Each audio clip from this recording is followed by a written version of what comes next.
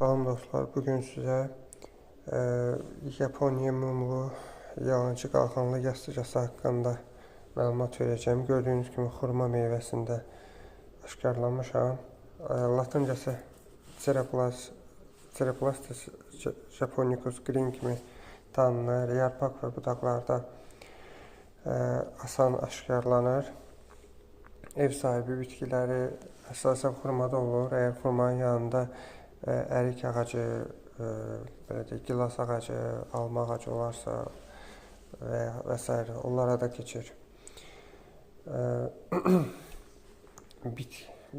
Ağacın belə deyək də yarpağında mum pulcuqları ilə xaric edilən bal şəklində inkişaf edən qara göbələklər olur. Burada tac hissədə.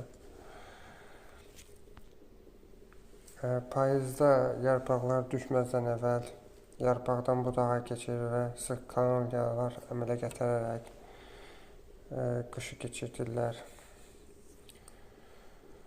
Budaqlarda həm də yarpaqlarda qışlayırlar.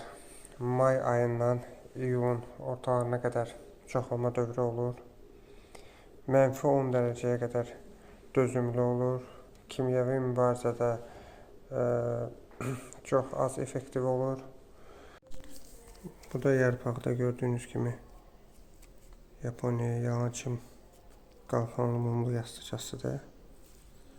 Mikroskop altında sizə göstərəcəm. Həm də xurmada necə olursa onu da göstərəcəm sizə. Gördüyünüz xurma ağacı meyvəsidir. Mikroskop altında göstərirəm sizə.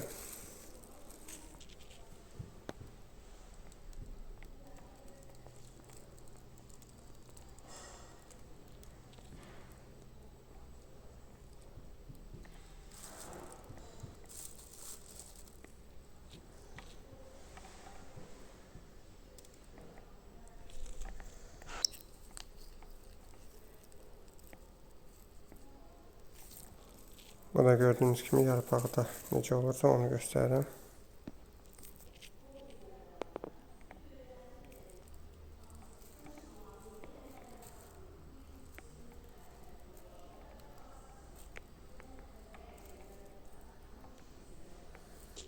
Video maraqlı olsa bəyənə bilərsiniz. Nə sualınız olsa şərh bölməsinə yazarsınız.